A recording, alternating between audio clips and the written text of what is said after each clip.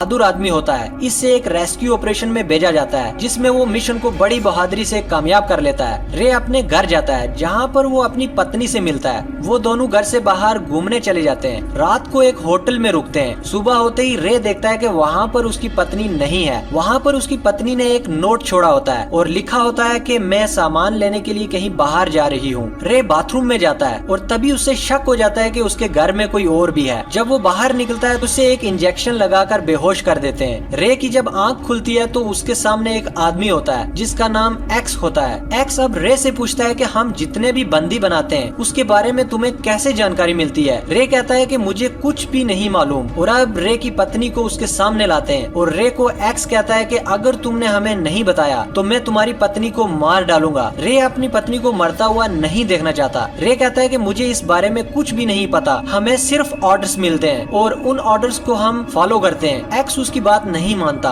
और उसकी पत्नी को उसके सामने मार देता है जिससे रे को बहुत गुस्सा आता है। रे एक्स से कहता है कि अगर तू जिंदा रहना चाहता है तो मुझे मार दे, अगर मैं बच गया तो तुझे कोई नहीं बचा पाएगा। और इसके बाद एक्स उसे भी मार देता है। अगली सुबह एक बार फिर से रे की आंख खुलती है जहाँ पर वो एक लैब में होता है। उसकी बॉडी में कई सारी मशीन्स लगी होती हैं जिससे निकाल कर वो यहाँ से जाना चाहता है। पर तभी वहाँ पर केटी नाम की एक लड़की आती है। वो उसे कहती है कि हम तुम्हारे साथ हैं। अब यहाँ पर एक डॉक्टर आता है जो रे को बताता है कि तुम कोल्हापुर की एक लैब में हो जहाँ पर हम राइजिंग स्पिरिट टेक्नोलॉजीज पर काम करते हैं और तुम हमारे एक्सपेरिमेंट का सबसे कामयाब हिस्सा हो। हम उन सोल्जर्स के ऊपर एक्सपेरिमेंट करते हैं जो जंग में अपने हाथ पैर या किसी भी बॉडी के हिस्से को खो देते हैं, लेकिन आज से पहले हमें इतनी बड़ी कामयाबी नहीं मिली जितनी तुम्हारे साथ एक्सपेरिमेंट करके मिली है। रे को कुछ भी समझ नहीं आता। रे को लैब के दूसरे हिस्से में ले जाते हैं जहाँ पर एक सोल्जर रनिंग कर रहा होता है जिसका नाम जिमी है। डॉक्टर उसे बताता है कि वार में जिमी ने अपने दोनों पैर खो दिए थे, लेकिन मैंने टेक्नोलॉजी से उसे पूरी तरह से ठीक कर दिया। और केटी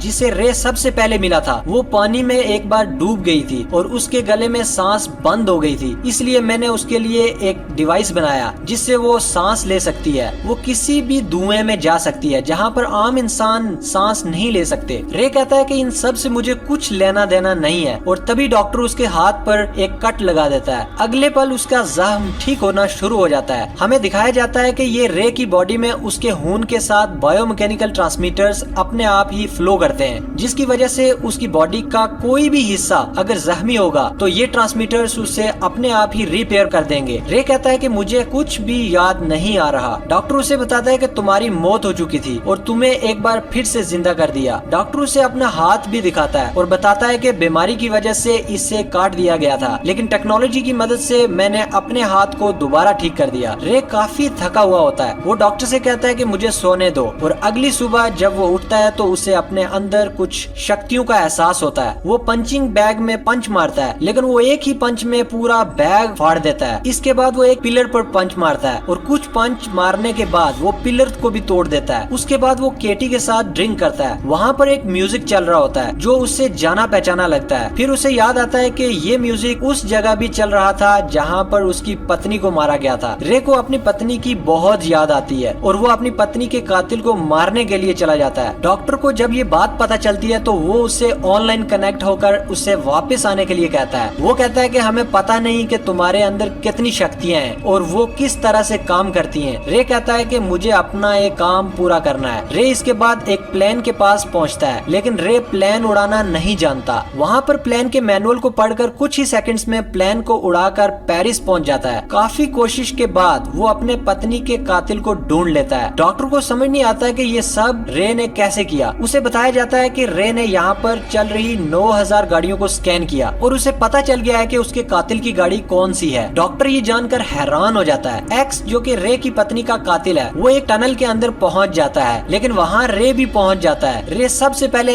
एक्स के सभी लोगों को मार देता है और इसके बाद एक्स तक पहुंच जाता है और रे एक्स को कहता है कि मैंने तुझे कहा था मुझे जान से मार देना, अगर मैं बच गया तो मैं तुझे नहीं छोड़ूंगा। रे अपनी पत्नी का बदला लेने के लिए एक्स को मौत के घाट उतार देता है। अब यहाँ पर केटी और उसके साथी आ जाते हैं जिनके ऊपर इसी तरह के एक्सपेरिमेंट किए गए थे। वो रे से कहते हैं कि हमें यहाँ के सारे सबूत मिटा देने होंगे वरना पुलिस को इसके बारे में पता चल जाएगा। रे बहुत थका हुआ होता है। केटी रे को बताती है कि तुम्हारे ट्रांसमीटर्स चेंज करने का टाइम आ गया है क्योंकि तुमने उनकी एनर्जी को यूज कर लिया है। उसके बाद उसे लैब में लाकर उसके ट्रांसमीटर्स को चेंज कर दिया जाता है और तभी वहाँ पर जिमी आता है और रे को कहता है कि इन सब के पीछे मेरा हाथ था, मैंने ही ये पूरी की पूरी प्लानिंग की थी, मुझे तुझे परेशान करने में, सताने में बहुत मजा आता है। और यहाँ पर हमें पता चलता है कि रे के दिमाग में बार बार नई यादें, नए ख्याल डाले जाते हैं और वो उसके लिए एक मिशन बन जाते हैं और अपने मिशन के मुताबिक वो अलग अलग लोगों को मारता रहता है। जो उसने अपना आखिरी मिशन पूरा किया है जिसमें उसने एक्स को मारा था जो कि उसकी पत्नी का कातिल था, वो मिशन भी उसके दिमाग में डाला गया था। यहाँ पर ये पता चलता है कि यहाँ एक्स कोई क्रिमिनल या कातिल नहीं था, ये सारी की सारी यादें रे के दिमाग में डाली गई थी ताकि वो एक्स को मार दे। रे को बनाने वाला जो डॉक्टर होता है, एक्स उसी के साथ काम करने वाला एक डॉक्टर था। इससे पहले भी रे ने 3 लोगों को मारा था, वो सब के सब डॉक्टर के साथ काम करने वाले इसी मिशन में थे। डॉक्टर नहीं चाहता कि इस टेक्नोलॉजी के बारे में किसी और को भी पता चले, वो नहीं चाहता कि गवर्नमेंट को इस टेक्नोलॉजी का पता चले क्योंकि वो इस टेक्नोलॉजी को रे को अपने तरीके से इस्तेमाल करना चाहता है। और अब रे के दिमाग में एक और मिशन डाला जाता है। इस मिशन में निक को मारने के लिए रे को भेजा जाता है। वो भी एक डॉक्टर है और वो भी डॉक्टर के साथ इसी प्रोजेक्ट में शामिल था, इसीलिए रे उससे मारने के लिए पहुंच जाता है। निक को पहले ही पता चल जाता है। निक के साथ एक प्रोग्रामर होता है जिसका नाम विगन्स है। निक विगन्स को कहता है कि तुम यहाँ से चले जाओ। विगन्स को वहाँ से जाना पड़ता है और अब रे उस तक पहुँच जाता है और उससे पहले कि रे उसे मारता, रिमोट का बटन दबाकर निक बम को ब्लास्ट कर देता है जिससे पूरे शहर की इलेक्ट्रिसिटी चली जाती है। सारे सर्वर्स ऑफ हो जाते हैं। रे जिस सर्वर से कनेक्टेड होता है अब वो भी काम करना बंद कर गया है, इसीलिए डॉक्टर की रेंज से रे बाहर निकल चुका है। डॉक्टर अब रे को कंट्रोल नहीं कर पा रहा होता। इस बात से डॉक्टर बहुत परेशान होता है। रे को जब होश आता है तो उसके सामने विगन्स होता है, वही प्रोग्रामर जो कभी निक के लिए काम किया करता था। निक की मौत हो चुकी होती है। अब रे विगन्स के पास है। विगन्स रे को बताता है कि डॉक्टर तुझे अपने मतलब के लिए इस्तेमाल कर रहा है। जब भी किसी मिशन को पूरा करते हैं इसके बाद तुम्हारे दिमाग से सारी मेमोरीज को डिलीट करके उसमें नई मेमोरीज को डाल दिया जाता है और तुम अलग अलग लोगों को अलग अलग मिशन के हिसाब से मारते हो। उसके बाद रे को भी अपनी कुछ पुरानी यादें आती हैं। उससे याद आता है कि उसने बार बार अपनी पत्नी के अलग अलग कातिल को मारा था। अब रे समझ जाता है कि डॉक्टर मुझे इस्तेमाल कर रहा था। रे को अब पूरा यकीन हो जाता है कि उसकी पत्नी अब भी जिंदा है। उसकी पत्नी की मौत की याद सिर्फ उसके दिमाग में डाली गई थी। अब वो अपनी पत्नी के पास जाना चाहता है, उसे मिलना चाहता है। विगन्स रे को समझाता है और कहता है कि किसी भी ऑटोमेटिक कार को इस्तेमाल मत करना वरना डॉक्टर को पता चल जाएगा कि तुम कौन सी जगह पर हो। और अब वो साधारण कार से अपनी पत्नी के पास अपने घर पर पहुंच जाता है जहां पर सच में उसकी पत्नी जिंदा होती है, जिसे देखकर वो बहुत खुश होता है। उसकी पत्नी उसे देखकर खुश नहीं बल्कि हैरान हो जाती है। वो कहती है कि तुम मुझे खुद छोड़कर गए थे। रे हैरान होकर पूछता है कि मैं तुम्हें कब छोड़कर गया था। वो कहती है कि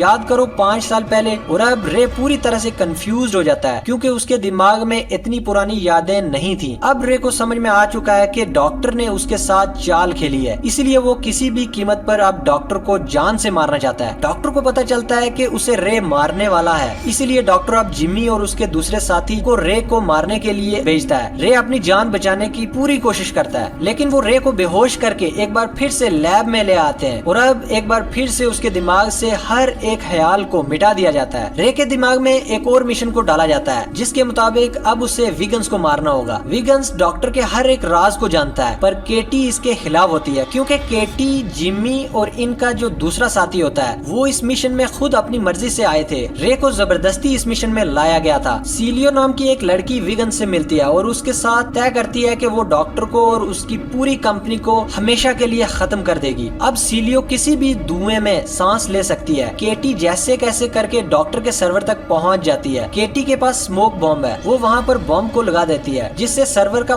पूरा डेटा हमेशा के लिए खत्म हो जाता है। वहाँ रे को दिखाया जाता है जिसके पास जिम्मी और उसके साथी पहुँच जाते हैं और इन तीनों में एक जबरदस्त लड़ाई होती है। रे इन दोनों को खत्म कर देता है और इसके बाद रे डॉक्टर के पास पहुँच जाता है। डॉक्टर उसके बिल्कुल सामने होता है। डॉक्टर के पास गन होती है, इससे वो रे को बहुत सारी गोलियां मारता है लेकिन रे के अंदर उसकी बॉडी में ऐसी टेक्नोलॉजी है जिससे उसकी बॉडी में अपने आप ही रिकवरी हो जाती है। पर रिकवर होने के साथ उसके शक्तियां भी खत्म हो जाने लगती हैं। रे अब डॉक्टर तक पहुंच जाता है और तभी विगन्स को बात पता चल जाती है। वो रे को कहता है कि तुम्हें वापस आना होगा, तुम रुक जाओ वरना तुम्हारी सारी की सारी पावर्स खत्म हो जाएगी, तुम मारे जाओगे। पर रे उसकी बात नहीं मानता। डॉक्टर के बम से डॉक्टर और अपने आप को ब्लास्ट कर देता है और इन दोनों की मौत हो जाती है। डॉक्टर की कंपनी भी अब पूरी तरह से तबाह और बर्बाद हो जाती है। जाती है। वहीं कुछ दिनों बाद दिखाया जाता है कि रे एक बार फिर से जिंदा हो जाता है। अब रे के सामने विगन्स होता है। दरअसल विगन्स ने टेक्नोलॉजी से एक बार फिर से रे को जिंदा कर दिया है ताकि उसके बायोमैकेनिकल ट्रांसमीटर्स जो उसकी बॉडी में है उन्हें और भी एडवांस बना दिया है, जिससे बार बार उससे अब चार्ज होने की जरूरत नहीं है। अब रे केटी के पास जाता है और ये दोनों एक नई जिंदगी जीना चाहते हैं, एक नई शुरुआत के लिए निकल पड़ते हैं, क्योंकि इन दोनों का